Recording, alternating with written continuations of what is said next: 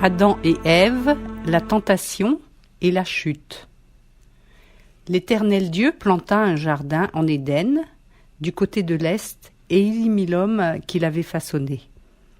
L'Éternel Dieu fit pousser du sol des arbres de toutes sortes, agréables à voir et porteurs de fruits bons à manger. Il fit pousser l'arbre de la vie au milieu du jardin, ainsi que l'arbre de la connaissance du bien et du mal. L'Éternel Dieu donna cet ordre à l'homme. Tu pourras manger les fruits de tous les arbres du jardin, mais tu ne mangeras pas le fruit de l'arbre de la connaissance du bien et du mal, car le jour où tu en mangeras, tu mourras, c'est certain. Le serpent était le plus rusé de tous les animaux sauvages que l'Éternel Dieu avait fait. Il dit à la femme, « Dieu a-t-il vraiment dit ? Vous ne mangerez aucun des fruits des arbres du jardin ?»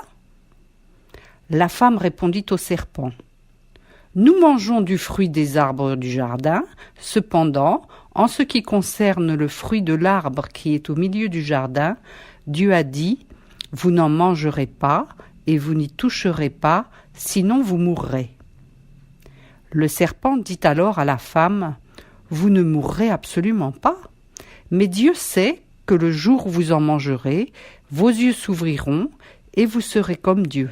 Vous connaîtrez le bien et le mal. »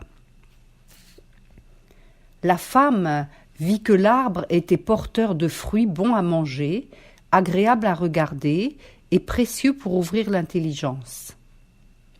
Il prit de son fruit et en mangea.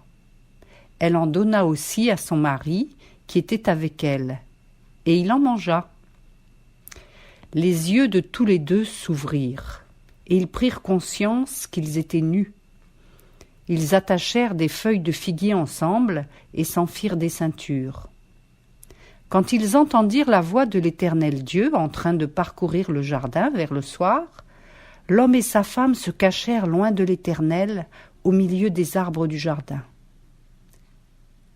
Cependant, l'Éternel Dieu appela l'homme et lui dit, « Où es-tu » Il répondit, « J'ai entendu ta voix dans le jardin et j'ai eu peur parce que j'étais nu. Alors je me suis caché. » L'Éternel Dieu dit, « Qui t'a révélé que tu étais nu ? Est-ce que tu as mangé du fruit de l'arbre dont je t'avais interdit de manger ?» L'homme répondit, « C'est la femme que tu as mise à mes côtés qui m'a donné de ce fruit, et j'en ai mangé. » L'Éternel Dieu dit à la femme, « Pourquoi as-tu fait cela ?» La femme répondit, « C'est le serpent, il m'a trompée, et j'en ai mangé. » Dieu dit au serpent, « Puisque tu as fait cela, tu seras maudit parmi tout le bétail et tous les animaux sauvages. Tu marcheras sur ton ventre, et tu mangeras de la poussière tous les jours de ta vie. Je mettrai l'hostilité entre toi et la femme, entre ta descendance et sa descendance. Celle-ci t'écrasera la tête, et tu lui blesseras le talon. » Il dit à la femme, « J'augmenterai la souffrance de tes grossesses. C'est dans la douleur que tu mettras des enfants au monde. Tes désirs se porteront vers ton mari, mais lui, il dominera sur toi. » Il dit à l'homme, « Puisque tu as écouté ta femme et mangé du fruit au sujet duquel je t'avais donné cet ordre, tu n'en mangeras pas, le sol est maudit à cause de toi. C'est avec peine que tu en tireras ta nourriture tous les jours de ta vie. Il te produira des ronces et des chardons, et tu mangeras de l'herbe des champs. C'est à la sueur de ton visage que tu mangeras ton pain, et ce, jusqu'à ce que tu retournes à la terre, puisque c'est d'elle que tu as été tiré. Oui, tu es poussière, et tu retourneras à la poussière. » Adam appela sa femme Ève, car elle devait être la mère de tous les vivants. L'Éternel Dieu fit des habits de peau pour Adam et sa femme, et il les leur mit. L'Éternel Dieu dit, « Voilà que l'homme est devenu comme l'un de nous pour la connaissance du bien et du mal.